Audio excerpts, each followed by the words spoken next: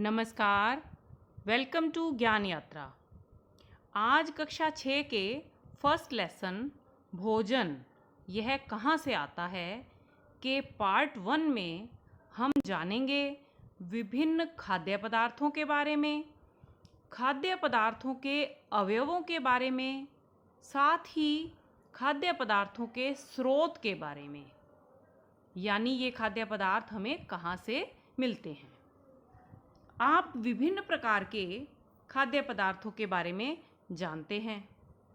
हम 2-3 उदाहरण लेकर इन खाद्य पदार्थों के अवयवों व स्रोतों के बारे में जानेंगे।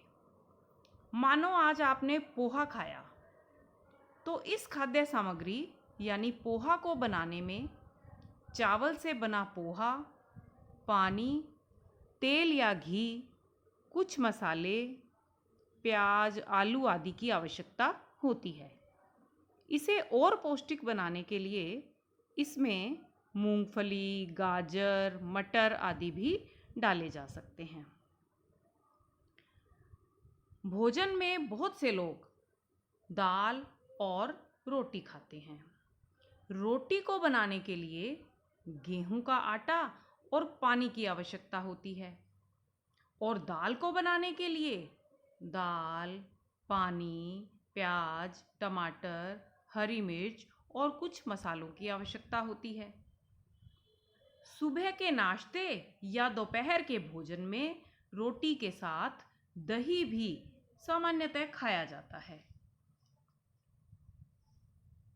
दही बनाने के लिए कच्ची सामग्री दूध होती है,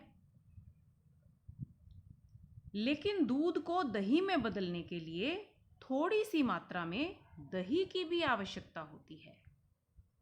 यह सब सामान जिसकी किसी खाद्य सामग्री को बनाने के लिए आवश्यकता होती है, उसे ही कच्ची सामग्री कहा जाता है।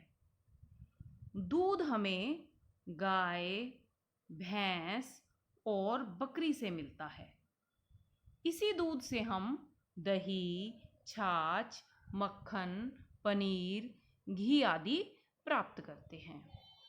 जंतुओं से हमें दूध के अलावा भी खाद्य सामग्री प्राप्त होती है। जैसे मधुमक्खियों से हमें शहद मिलता है। ये मधुमक्खियाँ फूलों से मकरंद यानी मीठा रस एकत्रित करती हैं और उसे अपने छत्ते में भंडारित करती हैं। वे इसे भंडारित क्यों करती हैं? क्योंकि फूल और उनका मकरंद पूरे वर्ष भर उपलब्ध नहीं होता, इसलिए वे उसे वर्ष भर के लिए भंडारित कर लेती हैं, जिसका उपयोग वे पूरे वर्ष भर आसानी से कर सकती हैं। इस भंडारित भोजन का उपयोग हम शहद के रूप में करते हैं।